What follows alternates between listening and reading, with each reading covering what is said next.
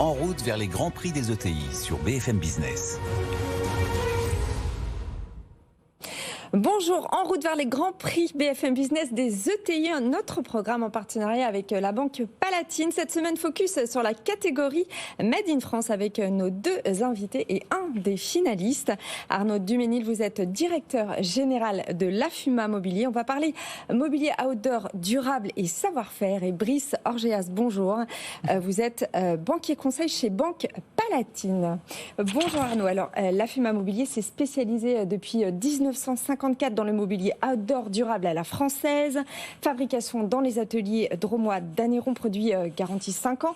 Réparable, c'est aussi une forte croissance depuis 8 ans, avec 50% du chiffre d'affaires à l'international. Est-ce qu'on pourrait revenir sur l'histoire de votre société et les valeurs ? Absolument. 3 grandes étapes dans cette histoire. Dans les années 30, les 3 frères Lafuma, Alfred, Victor et Gabriel lancent la première manufacture de sacs à dos à armature métallique.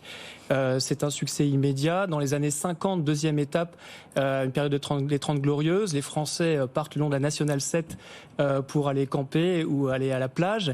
Et ils cherchent du mobilier outdoor, pliant, léger, pratique, qui rentre dans le coffre d'une Dauphine. l'AFUMA Mobilier relève le défi et c'est la première collection Chantazur.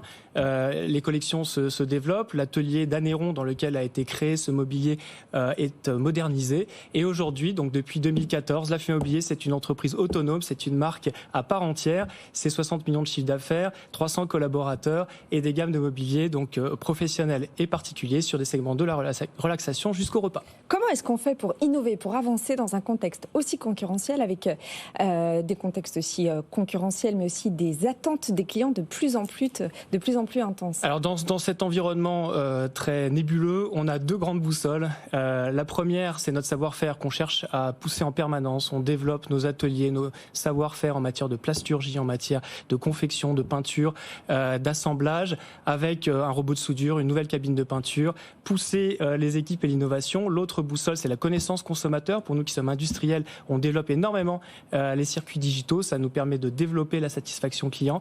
Et puis aujourd'hui, parce qu'il faut aussi faire face à l'inflation, on a 2 recettes. Celle héritée de nos anciens, qui est de faire plus avec moins. Donc l'éco-conception au cœur de notre fonctionnement. Et puis également de travailler de plus en plus sur l'internalisation de notre savoir-faire et la compétitivité. Et la compétitivité pour l'international, c'est le Made in France qui plaît à l'international ? Alors oui, aujourd'hui, vous avez raison, 33% de la population mondiale va dans le Made in France et apprécie ce qui est réalisé en France. Les consommateurs internationaux aujourd'hui, lorsque c'est réalisé en France, ont l'incarnation d'un certain art de vivre à la française. Donc oui, aujourd'hui, le Made in France fait vendre.